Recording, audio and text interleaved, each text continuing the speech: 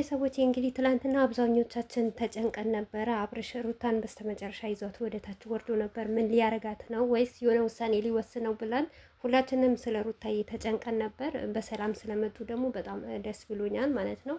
ምንም ነገር ስላልተፈጠረ ማለት ነው። ሲቀጥል እውነት ለመናገር ማለት ነው አብርሽ በዚህ ናክል ሩታን አታስጠግራት። አብዛኛው ሰው አሁን ሜሪና ዳኒ እውነት ከሩታ ጋር የሚኖሩ ነው የሚመስላችሁ ማለት ነው። በጭራሽ አብረው አይደለም የሚኖሩት ማለት ነው። ለቪዲዮ ነው እንጂ የሚመጡት።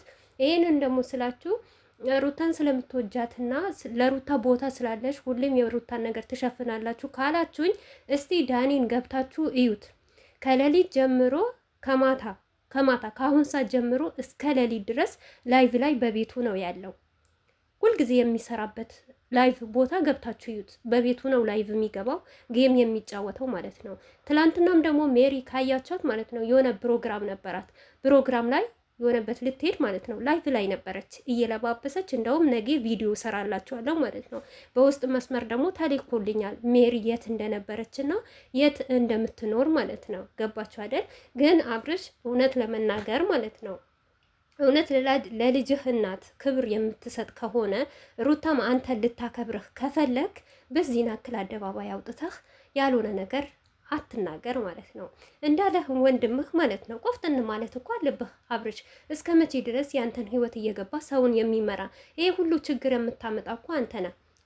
አንተ ቆፍጣና ብትሆን ጎበዝ ብትሆን ለትዳርህና ለቤትህ ትክክለኛ እልህ ባትያዝ፣ አንተ አሁን የምታረገው ነገር በአንተም ክፋት ኖሮ አይደለም መጥፎም ነገር አስበህ አይደለም ለሩታ አንተ የምታስበው እዚህ ጋር ከኦዲንስ ጋር እልህ እየተጋባህ ነው። ኦዲንስ ደግሞ እኮ ለአንተ እያበረታታህ ብዙ ነገር እያረገልህ ነው። ገባህ አይደል አብርሽ?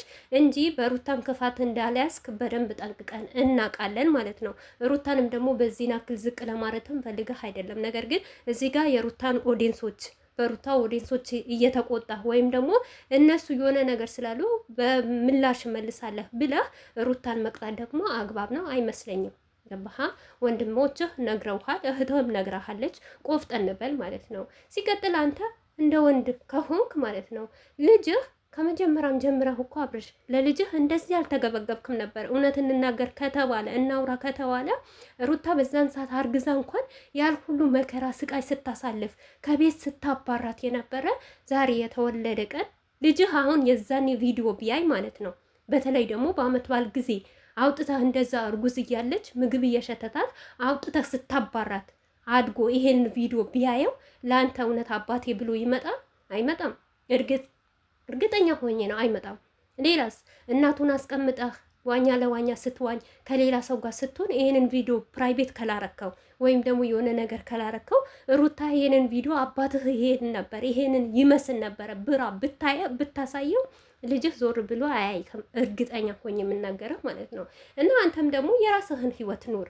ሩታን ተዋት በቃ። እውነት ሩታን መነካካት ካልፈለግ ልጅህን እስከ 2 ወር እስከ 3 ወርም ማየት አይጠበቅብህም። ለምን የእናት የአባት ናፍቆት አለ ይገባኛል። ነገር ግን በቃ ነገርን ካልፈለግ ሰላምን ከፈለግ ሩታን ካልፈለግካት ሩታን የሆነ ነገር ለማድረግ በቃ እሷ ደስተኛ ሆና ልትኖር ከፈለግ በቃ ለሩታ ስትል ለልጅህ ሳይሆን በቃ ለእናትህ ብሎሃል ወንድምህ ማለት ነው።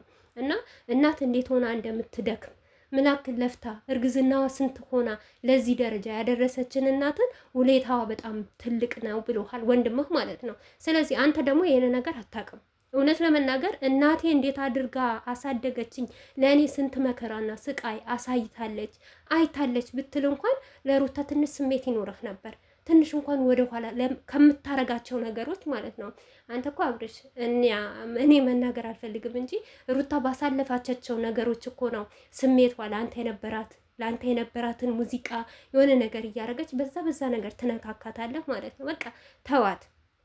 ለምን አንተም ሰላምህን መኖር ሞክር፣ ሩታም ደግሞ ሰላሟን መኖር ትሞክር ማለት ነው። እና ሩታ ለአንተ እኔ ሳቀው ሚዲያ ላይ ሲታወቅ አንተ በመጀመሪያ ደረጃ ባትነካት ባታስከፋት የሆነ መጥፎ ነገር ባታስተምራት እልህ ውስጥ ባትገባት ሩታ መቼም አትቀየርብህም ነበር። ሩታ የመጀመሪያ ሩታ ትሆን ነበር። ይሄኛው ማንኛውም ሰው የሚያደርገው ነው።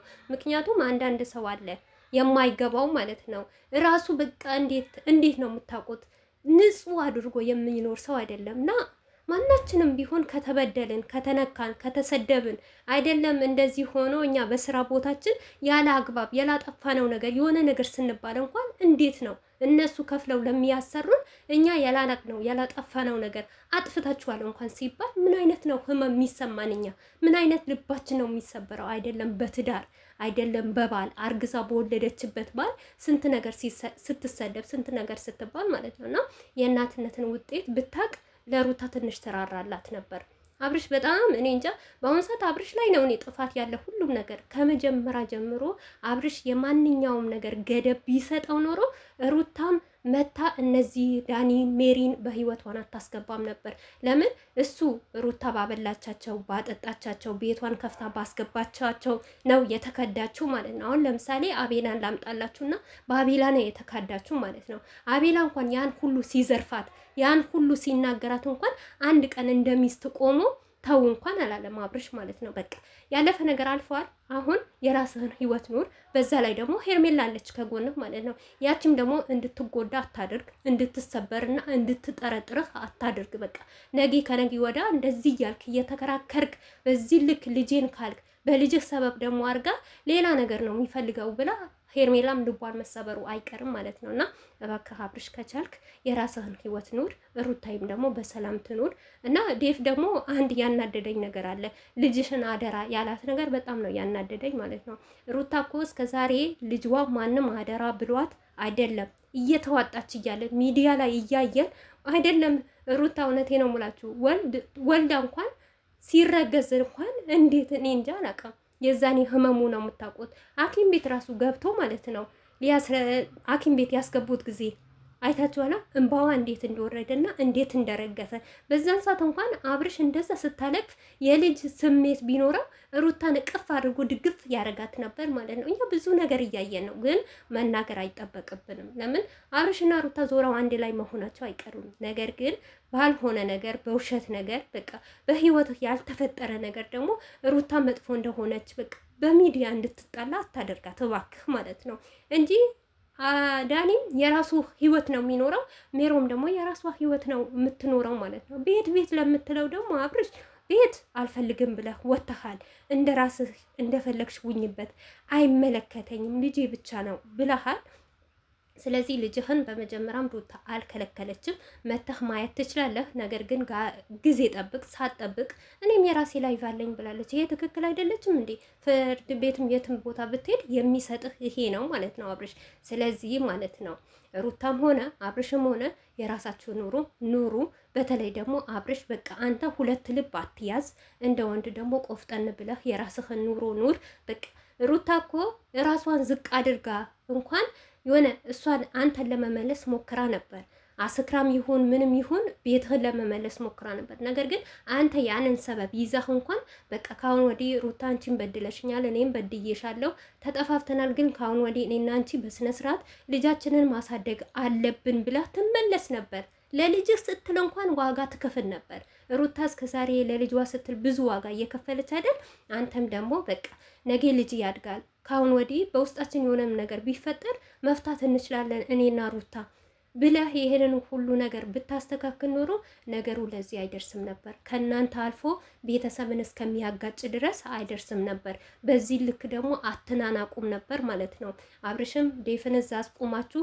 በተለይ ዴፍ የሚላችሁ ነገር የሚነግራችሁ ምክር በጣም ደስ የሚል ምክር ነው እና እሱንም መስማት እንኳን እኔ እንጃ አላቅም። ብቻ ሆነም ቀረም አብርሽ በቃ አሁን ሩታ ጋር አትድረስ። ሩታ በምን ወጣሽ በምን የፈለገች ነገር ትሆን፣ ከፈለገች ሰው ጋር ወጣ ትግባ። እሷም እኮ ሰው ናት፣ ሰው ያስፈልጋታል እንዴ።